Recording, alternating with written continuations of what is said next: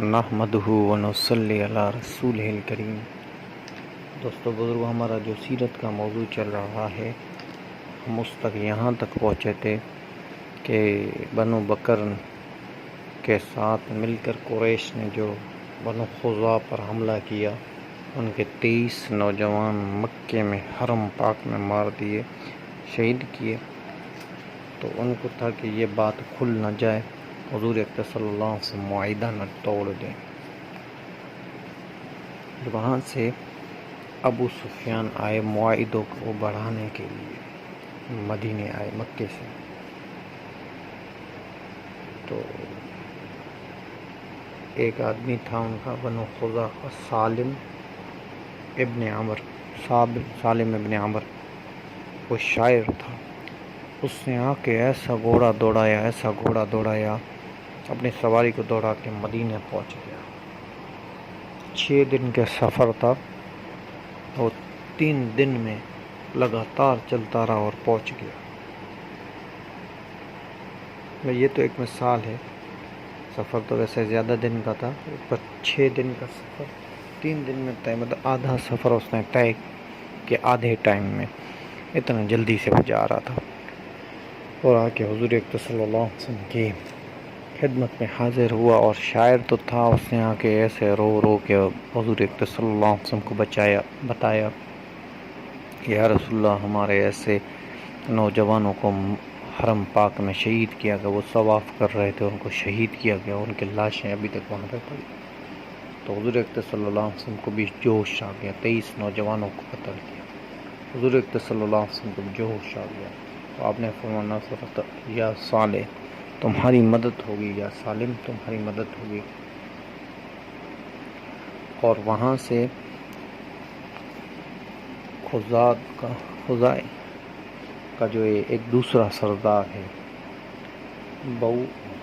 بودیل ابن ورقہ جو بھی بنو خزاع کا سردار تھا، یہ بھی آ گیا، وہاں سے کیسے کر کے پہنچ گیا مدینے۔ تو یہ بھی سردار تھا، تو یہ بھی حضور اکرم صلی اللہ علیہ وسلم کو بتا کے، تو حضور اکرم صلی اللہ علیہ وسلم نے کہا ہے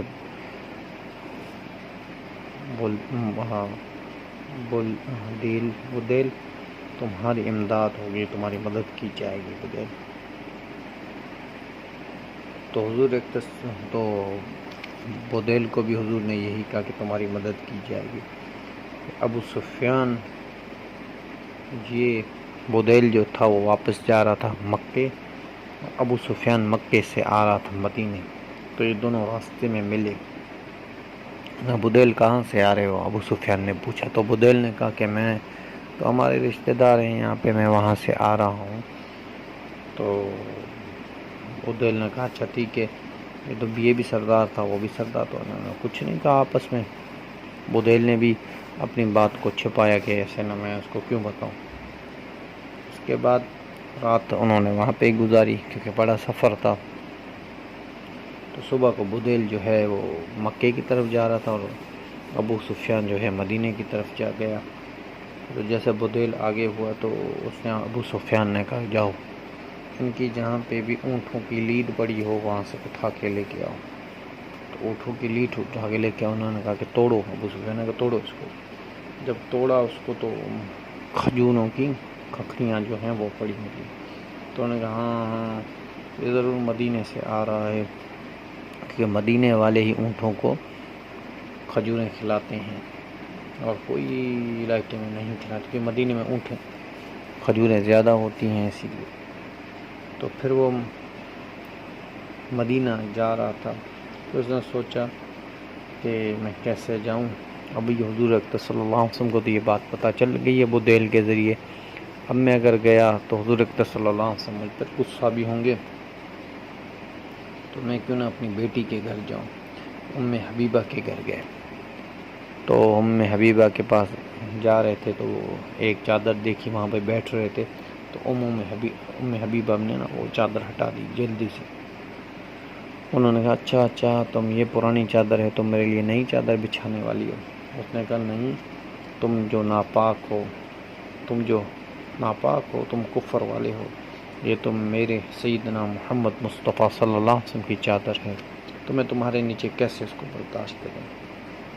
اور اس کا استقبال بھی کیا گھر میں، اور پھر کہا کہ میں تمہیں کھانا بھی نہیں کھلاؤں گی اور کچھ بھی نہیں پلاؤں گی، کہ تم جو ہو وہ کافر ہو اور میں جو ہوں اسلام والی ہوں، مسلمان ہوں۔ مسلمان اور کافر میں بڑا فرق ہوتا ہے۔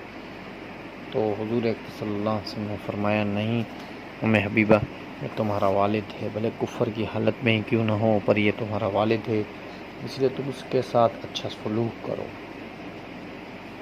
پھر ان کو کھانا کھلایا اور ان کو پھر خدمت کی۔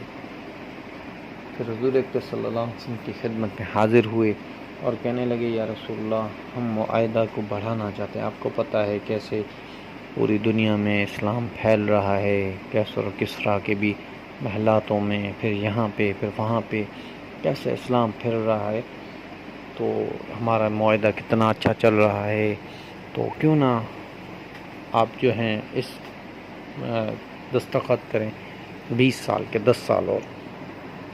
ہم نے فرمایا نہیں، کیوں یا رسول اللہ؟ ہم نے فرمایا بنو بکر کے ساتھ مل کے تو میں بنو خزاع کا کیا حال کیا ہے۔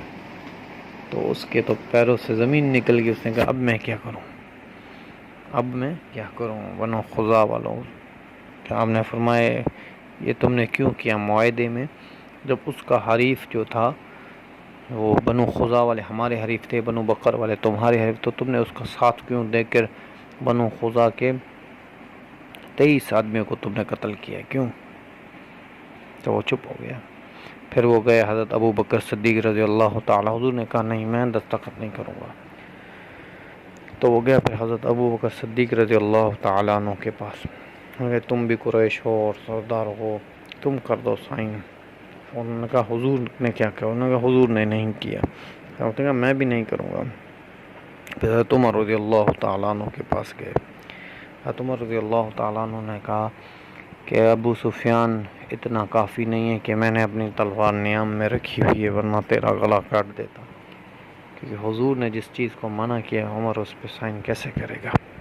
پھر حضرت عثمان کے پاس گئے، پھر حضرت علی کے پاس گئے، پھر فاطمہ رضی اللہ تعالی عنہا کے پاس آئے، ان کو کہا کہ تم سائن کرو۔ انہوں نے کہا میں کیسے سائن کروں گی، اور حضور نے منع کیا۔ اس نے کہا کہ یہ کون ہے؟ اس نے کہا حسن ہے۔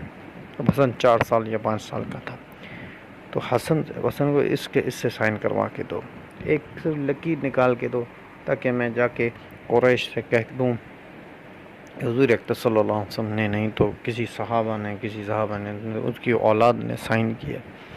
بس سب کے پاس گیا، پھر وہ ناکام ہو گیا ابو سفیان، اور ناکام ہو کے پھر واپس مکے چلا گیا۔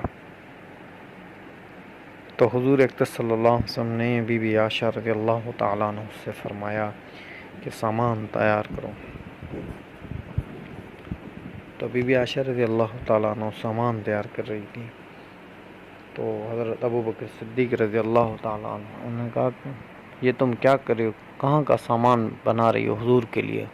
انہوں نے کہا مجھے پتہ نہیں حضور کہاں جا رہے ہیں۔ حالانکہ ان کو پتہ تھا یا نہیں تھا، پر رازداری یہ تھی کسی کو نہیں بتانا، اور وہ سامان تیار کر رہے تھے۔ پھر کتابوں میں آتا ہے کہ حضور اکرم صلی اللہ علیہ وسلم نے سب کو تیار کیا، 3500 کا لشکر لے کے آپ نے کسی کو بتایا نہیں کہاں جانا ہے۔ مکے سے آپ باہر آئے، مدینے سے آپ باہر آئے۔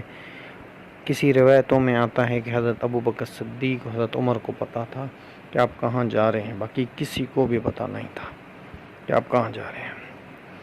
تو پھر حضور اکرم صلی اللہ علیہ وسلم نے فرمایا ادھر پہرہ داری دو، کوئی باہر سے مدینے جائے اس کو جانے دو، مدینے جائے، پر کوئی مدینے سے باہر نہ نکلنا پائے، کوئی بھی ہو کسی کام کے لیے مدینے سے باہر نہ نکلے۔